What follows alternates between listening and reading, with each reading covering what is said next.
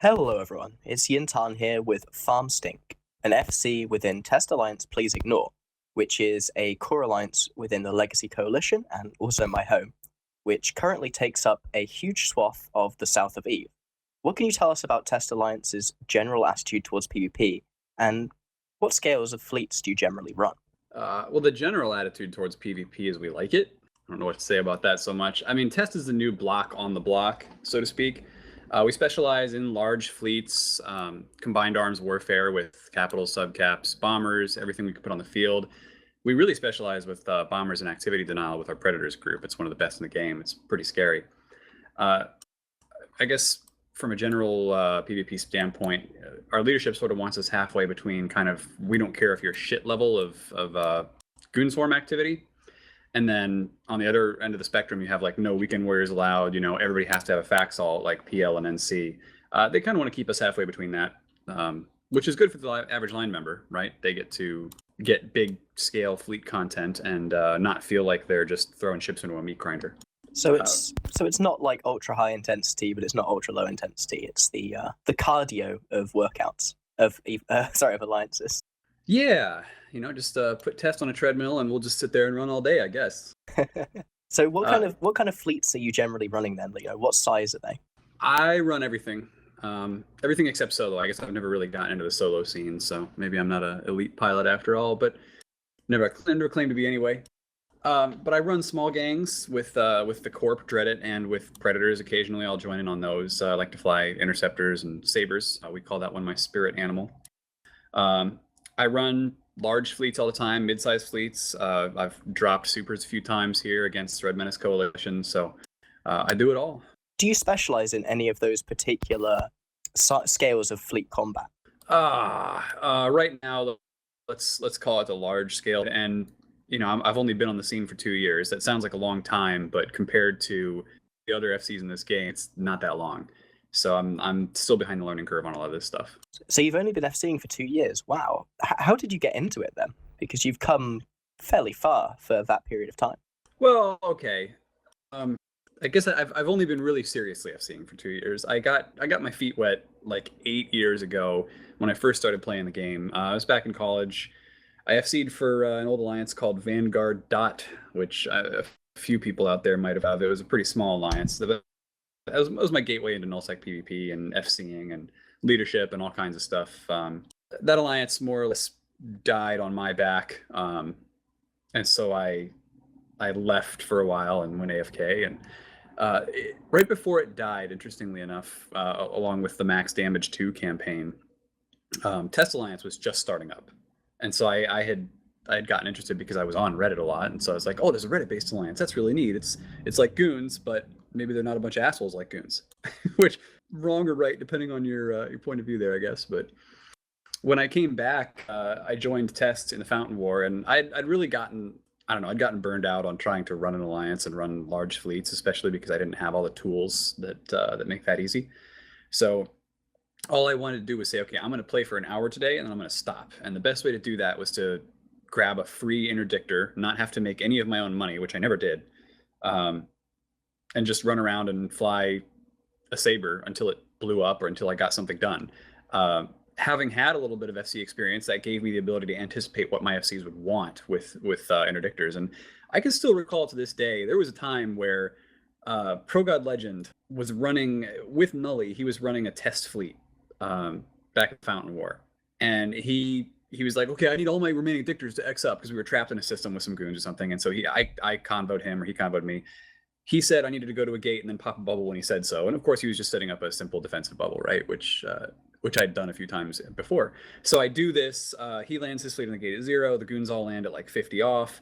And then I rejoin the fleet. And I recall him after him asking, "Do I have any more dictors?" And I X up again. And he's like, "Wait, you're back with the fleet? Oh, I guess not all test pilots are shit." Like that was a fun feeling. Yeah, I gotta say, I wanna roll back here a little because you touched on something that I think is really interesting. You talked about how being an FC, even just at that really low level, made you a better pilot in general. Can you kind of elaborate on that a little more? Oh, absolutely. Being an FC means you have to make decisions about your fleet, and I think it's going to be a lot the same, and I've never done solo, but it's going to be quite the same as solo PvP, where you're making all the decisions. You're the one who has to know everything, or you at least have to know enough to be successful. You've got to be the one to make the calls. And so if you're the one making the calls, you're like, damn, I really wish I had a bubble over on that gate, or this fleet, or do that, or I wish I could get tackle on these guys when I know they're thinking about running. And so being an FC and knowing like, okay, well, these guys have 300 battleships and these guys only have 50. Well, obviously the guys with 50 are probably going to be running pretty soon. So you figure out which way they're aligning, which way they're likely to run. You got to know your geography. You got to know all this stuff. And it lets you anticipate so much better, having been the FC, having known where you think the bad guys are going to go. I think especially flying something really supporty like a Saber, it really helps. And I think specifically that kind of understanding of how fleets match up and knowing when people are going to run is really, really important to tackle, especially. I can't count the amount of times I've been, maybe 10, 20 seconds away from sending dictators in, and they've just warped off, and I've been like, man, I wish people had initiative, Yeah, the more pilots you can find with that kind of initiative, the better. And not everybody can be an FC for a block, right? But even just running small gangs or doing corp roams or whatever can still give you a lot of really good experience in that regard. Mm-hmm. I kind of to a degree hope that these interviews that I'm doing will help people have that kind of initiative and understand what's going on in the game around them when they're in these big fights. But anyway, let's get back to it. You were talking about the Fountain War. Right. Well, the Fountain War, obviously, Test lost. When I was part of Test, I was taking Test-free interdictors and flying around. I've got over 100 interdictor losses, and I want to say half of them are from that war on Z-Kill. After that, I basically quit again. I had a brief stint in Goons as because a bunch of my friends from Vanguard actually had gone and joined Goons. So I went and joined them for a little bit, and I was like, holy shit, this sucks. I think that was about after my first fleet with DBRB, actually, or one of those guys. And I was like, Jesus, I hate this. So I quit the game again. No offense, DBRB, or maybe a little bit. But I only came back when I saw the Reddit posts starting to spike about World War B. And so when I saw World War B, I was like, okay, well, I think I could get back into Test probably. So I did that and started flying interdictors again. And then in the aftermath of that, I started to run gangs and do small gang stuff in Test's Delta Squad. And from there, left Vale. And I really wasn't even a big FC until after Vale when we started invading Catch area. In Catch, I did a lot more small gang, and then leading up to Entosis Warfare, Interceptor FCing. All the other guys were running battleship fleets and cap fleets and all that. And then as we got down into Esoteria, I started learning my way around more Hurricane fleets and more battleship, battlecruiser comps. And so yeah, from there it's just been steady growth as we've run more and more campaigns to build that career. So what keeps you FCing after all this time? Well, certainly not my wife. She hates Eve. She wishes I would never play it, but she's kind of come to terms with the fact that occasionally I'm going to do this. And I've met her halfway, I think. I try not to play when she's around, so... I'm sure that's something a lot of our audience can empathize with. But really, though, what does keep you FCing? Because you talked earlier about how much you have to learn and, kind of to a degree how difficult it is and how it takes a different mindset. What, motivates you to keep on top of that? Well, I like competitive gaming, right? I played TF2 competitive for a little while, and I actually started a shoutcasting channel for that. It's defunct now. It's like 3 years since I've made a video for it, but I used to make them a lot.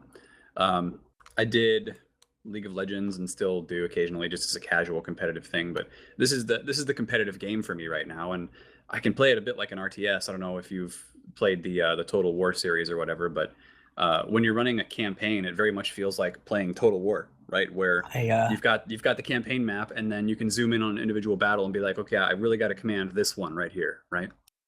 Yeah, I've referred to FCing as StarCraft, except your units argue with you a lot. That sounds about right. Yeah. StarCraft, units argue, and then sometimes they run out of ammo or like, yeah, ugh. So effectively, it's just the competitiveness that keeps you involved, trying to beat other people and be the best FC. Is that your goal then, would you say? Is your goal to be the best FC in EVE, or do you just want to be one of the best? Well, I mean, I would also love to have $1 million. Sure.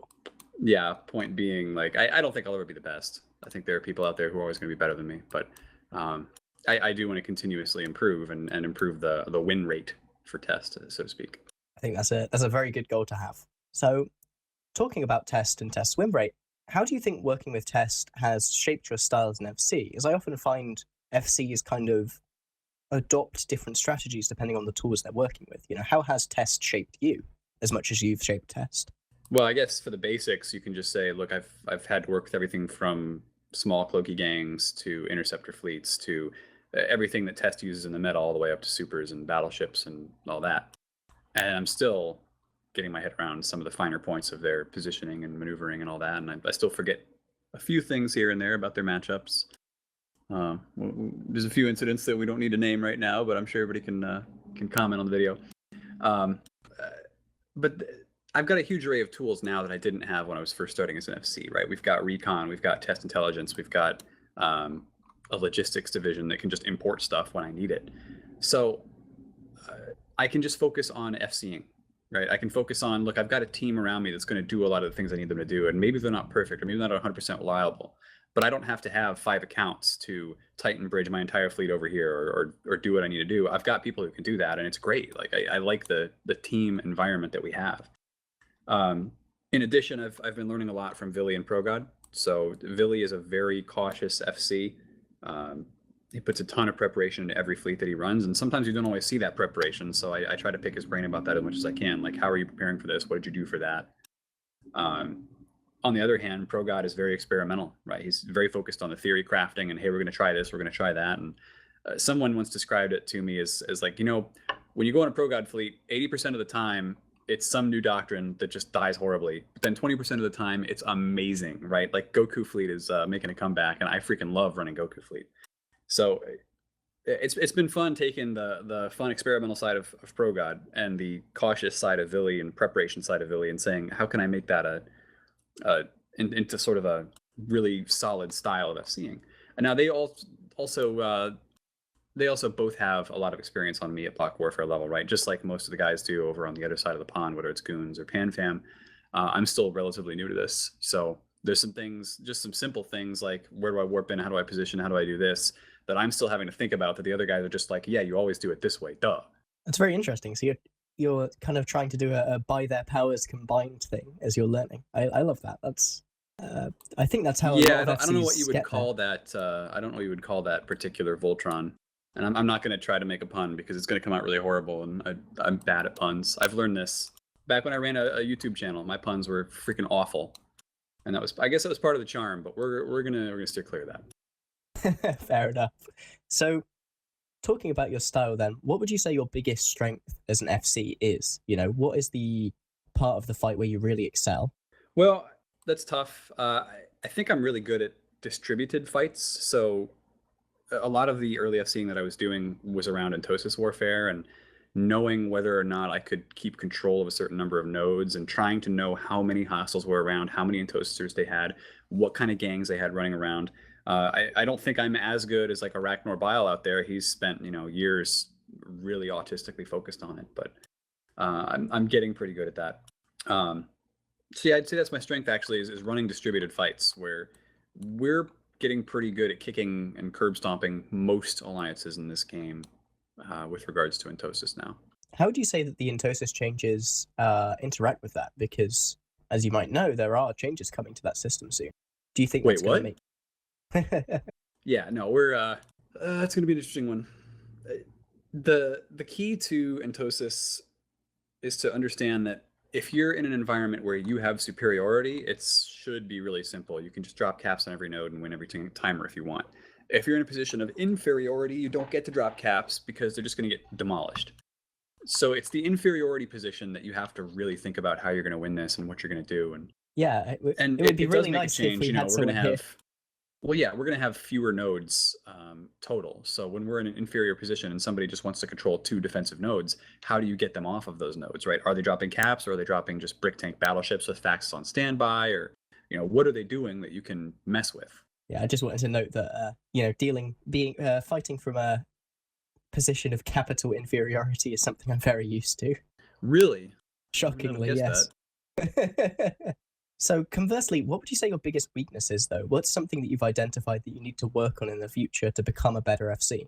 Well, there's always the mechanics. Like, if you're going to bring X fleet against Y fleet, you have to position it correctly. You have to know your numbers behind it, and there's still pieces of that I need to add to the repertoire. But I'm also not terribly great at baiting out large-scale fights, I guess, at least not in terms of fighting against Red Menace Coalition. So I just recently ran a campaign against them, and I think there was like one Reddit post about the whole thing, and it's because we spent, sort of by design, we spent a lot of the time just grinding them down rather than giving them fights. I viewed it as my goal more to burn their space and kick them out rather than give them any real meaningful content. And so I probably took that a little too much to extremes. And so we had a couple of fights where they threw maelstroms into a meat grinder at us, and then they just stopped doing that. And every time we would form up, they would pretty much stand down. And so it was it started to get really boring for my members. That's actually a weakness. If I can't create content that's interesting and engaging, and all I'm doing is bashing citadels, people are going to get really bored, and that sucks. So that's a weakness of mine. I need to do a better job of trying to bait fights and actually taking them. Mm-hmm. I think the problem of trying to keep your people entertained is something that every FC deals with, even if they are getting content. Often you're going to have to jump 30 to 40 jumps in order to find or just take wormholes, right?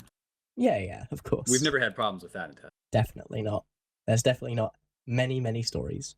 But are there any tips that you've discovered so far, or are you still working on this in terms of entertaining your fleet?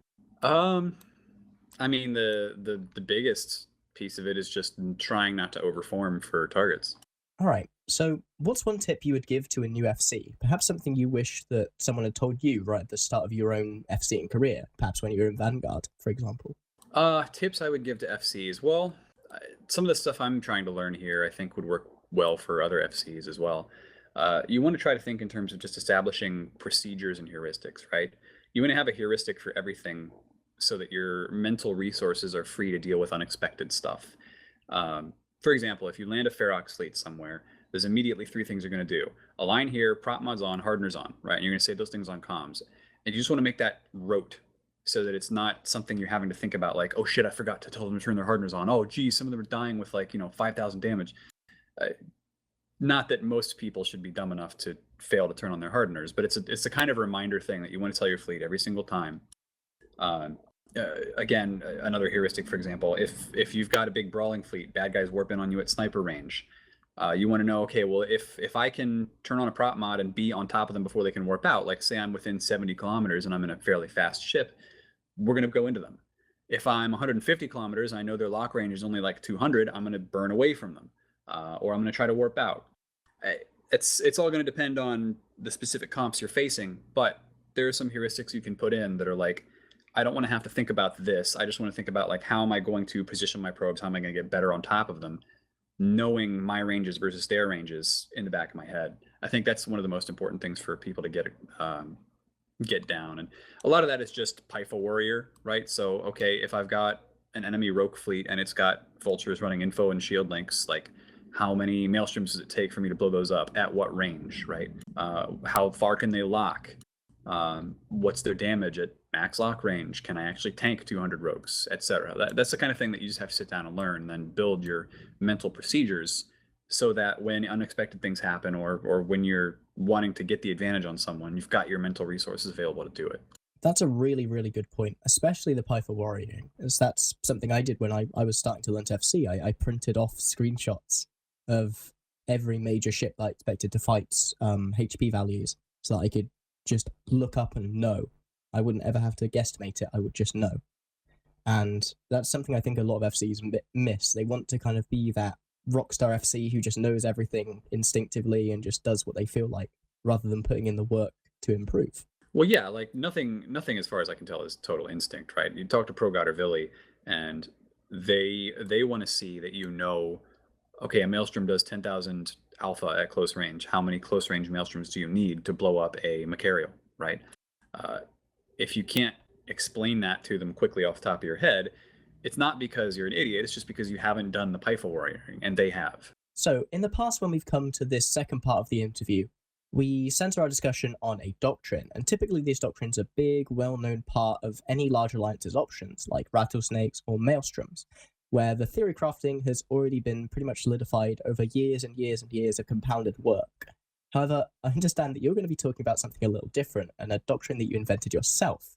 And I wanted to find out, why you actually sat down and did that, as it's a topic that we don't really ever see elaborated on by other FCs. So what was your inspiration to start crafting this very unique tornado-based doctrine? Well, it's not totally unique now. So let's preface this by saying I was not the only one who came up with a bushing doctrine.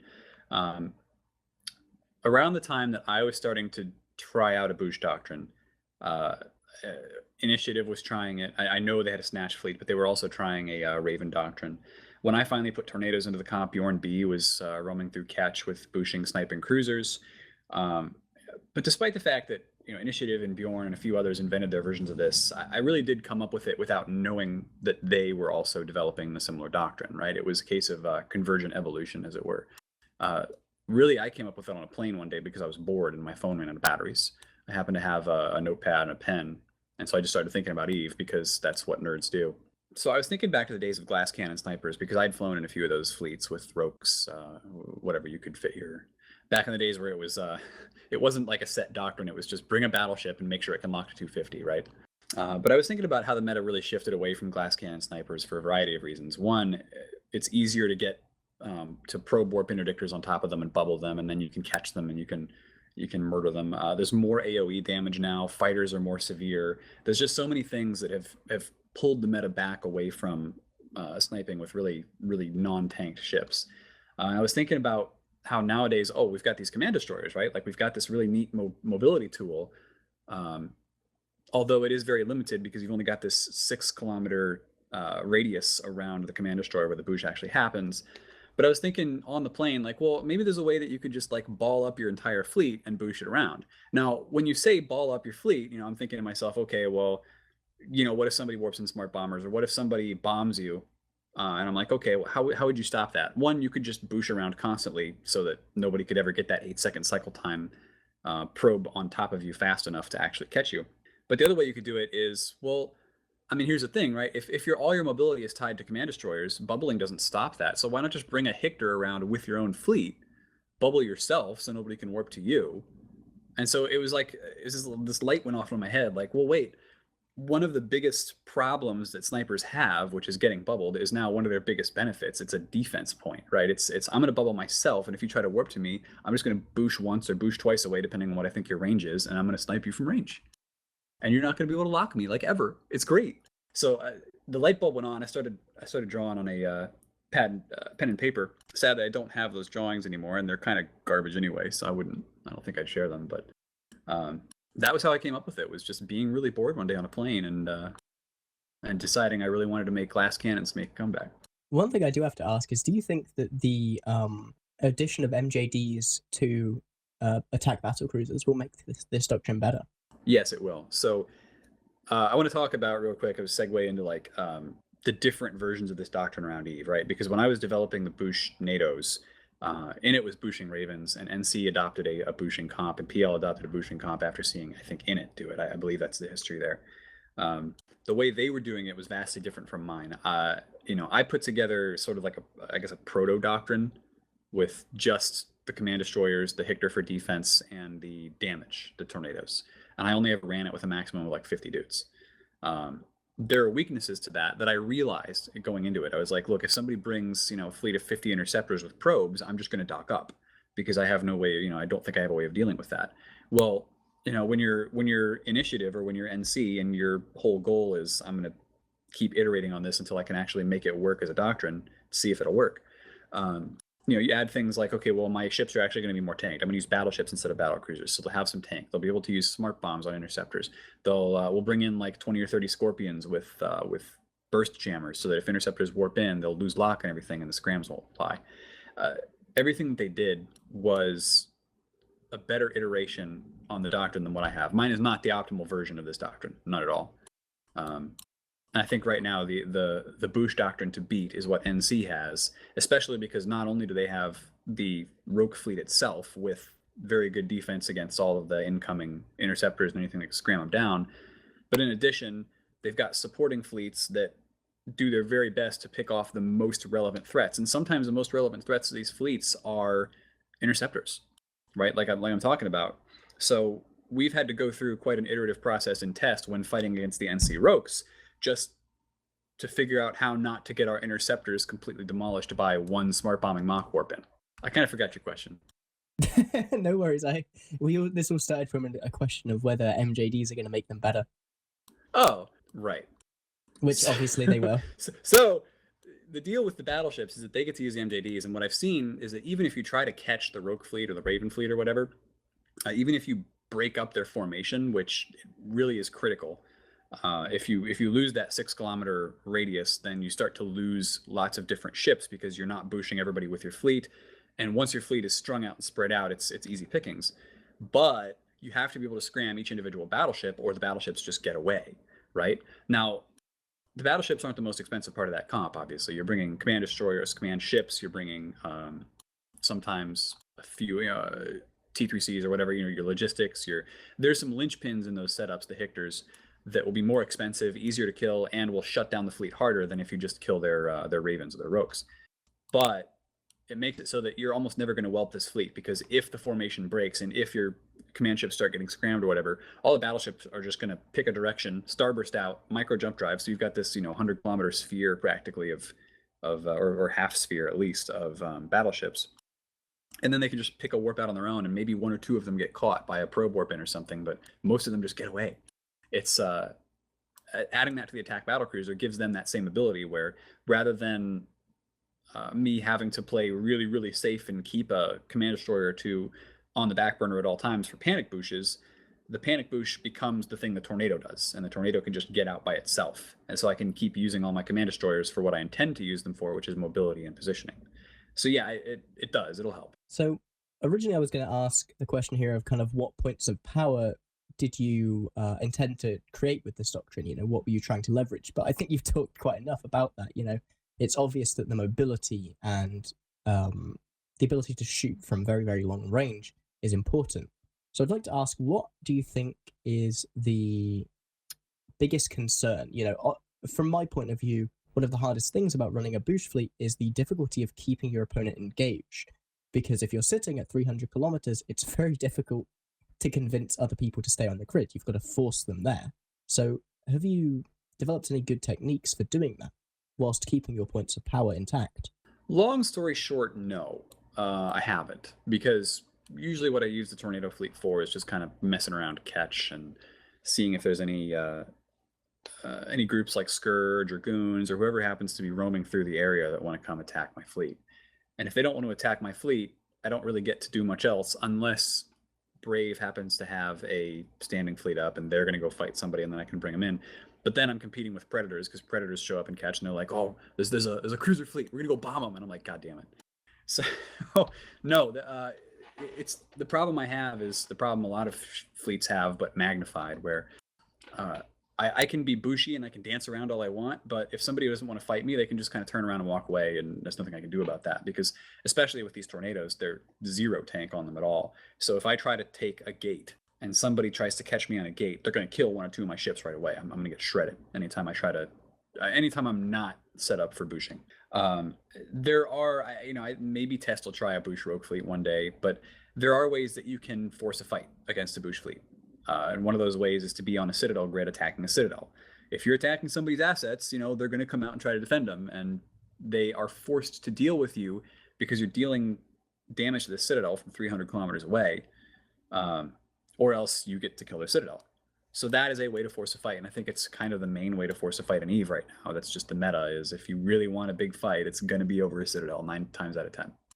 Mm-hmm. And fighting bushing fleets on Citadels is another thing I have a lot of experience with over the past couple of months. Yeah, that's been an interesting. Again, it's back to a position of whether you're in the inferior or superior position on capitals, and you've been kind of both in Providence. Yeah, definitely. Yeah, there's definitely been times when Test has had our back, and we were able to deploy large amounts of capitals, and they work very well against these bushing doctrines. But anyway, this isn't a history podcast, so let's keep going. What support does this strategy require in terms of like work or personnel? What preparation are you doing to make sure that this fleet works properly? Well, there's some stuff that I always do, and then there's some stuff that's going to depend on whether you're running like a bush NATO fleet or whether you're running a rogue fleet on a Citadel.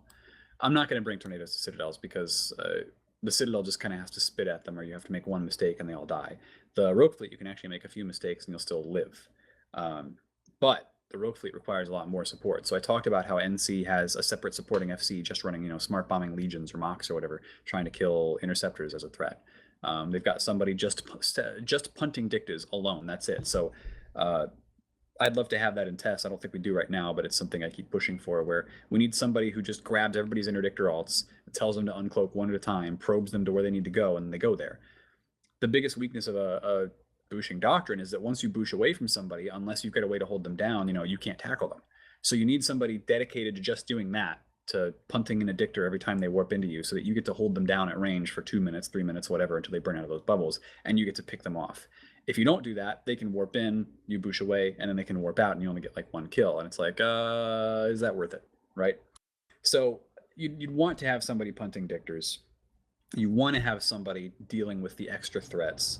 And then if you're in a really, really complex version of this fleet where you need to do more, like I can do positioning and target calling, right? Broadcast a target, tell my guys to go this way, anchor the fleet that way, tell this guy to boosh, whatever. But I'm trying to train up some other FCs on this too. And some of them are not accustomed to target calling and positioning at the same time. And so if you can have somebody dedicated to just target calling and then somebody dedicated to just managing booshes and managing threats, that's going to make the fleet run better. It's going to, you'll have a better team to optimize the situation. So yeah, there's a lot of things you can do to build command staff around a booshing fleet. So it sounds like command destroyers are very important to this. How do you actually organize them? That's something that I found very difficult when I was trying to run this fleet. Gosh. I always hate to talk about the specifics of this because somebody's going to come out and be like, you idiot, you should just do it this way. And I'll be like, oh, damn, you're right. But what I do is I'll either go down my overview or I'll have them X up and then I'll just drag them to a notepad and then I can delete from the notepad, right? So that I don't have to rely on somebody, oh, I died, or oh, I'm not available to boosh, I'm going to take myself out of this channel. That doesn't always work. But if they can just neg one when they die, or I can see when they die or whatever, I can take them off the thing real quick and then go, okay, the next person's actually this guy, not that guy. So yeah, I keep the list of command destroyer pilots on a notepad, basically. Okay, and what's something an individual line member can do to contribute to the success of the doctrine itself? Well, being a command destroyer, that's the thing that I'm always missing when I'm running a 50-man or 30-man Blink NATO fleet is we don't have enough command destroyers to really effectively stay on grid. And what you want with this fleet is not to just boosh a couple of times and run away. You want to be balled up, boosh around, somebody comes in at you, you boosh again, somebody comes in at you, you boosh again. You just stay on field and you have enough both to protect against threats and to keep positioning so that you're always threatening somebody else with your long-range guns. That's not not an easy thing to do unless you have 10, 15, 20 command destroyers so that you've always got somebody coming off of their cooldown cycle. It's a 2-minute cooldown and no skill affects that. So if you've only got 3 to 5 command destroyers and you have to pop them all within the first minute, well, now you've got no mobility left, right? Now, when next time somebody comes in at you, everybody's still, 60, 45, 30 seconds left on their boosh and they're like, I can't boosh, FC, what do we do? And everybody panics and you die.